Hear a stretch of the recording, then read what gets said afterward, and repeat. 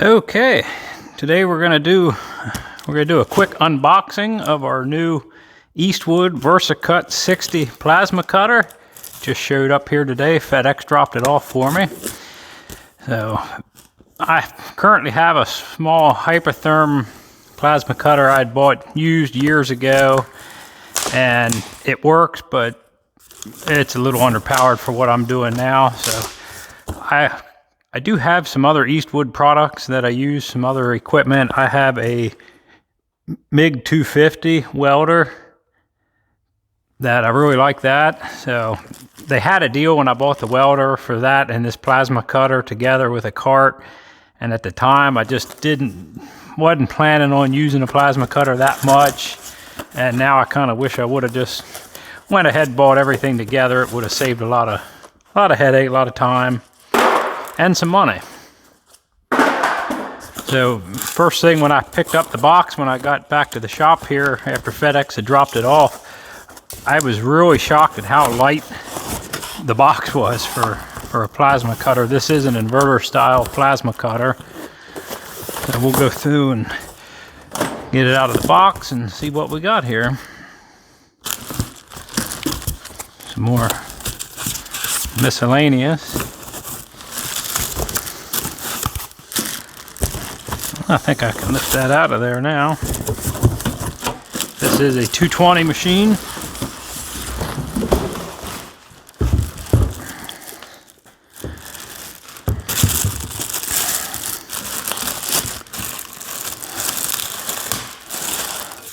It's like Christmas. Some more seasoning packets. We don't need them.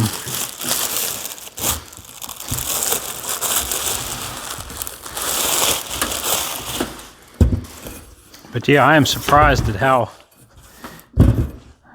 light the machine is. I don't see anything damaged or destroyed on the plasma cutter.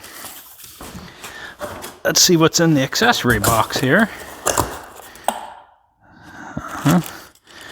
A ground cable, torch.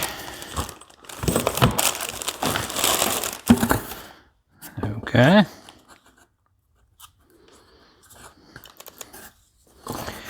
Well, guess we got some assembly to do here. That's empty. That's empty. Might as well do that.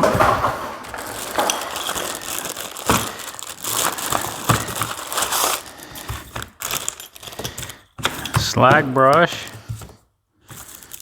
Some miscellaneous. That goes with this, I'm sure. Yeah, I mean, they sent a shield along. I mean, it's better than nothing, I guess, if you didn't have anything, but, yeah, we're not messing with all that.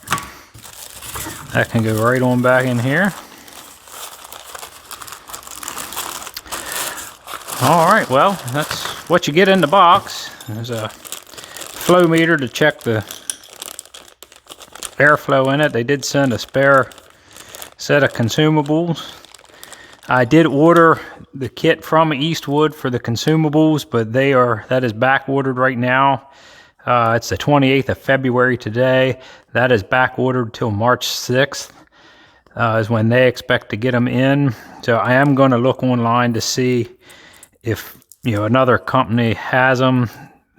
The same thing happened with my MIG welder. I needed a couple parts for that, and Eastwood did not have them in stock. They weren't going to get those parts for close to a month, and I was in the middle of a production run, so I ended up having to go on Amazon and found knockoff off-brand consumables, and I'm sure they're the same ones that Eastwood's using. The wire brush here is falling apart in my hand, so that's going right in the trash. So once we get this all hooked up, we'll bring you back and do some test cutting with it.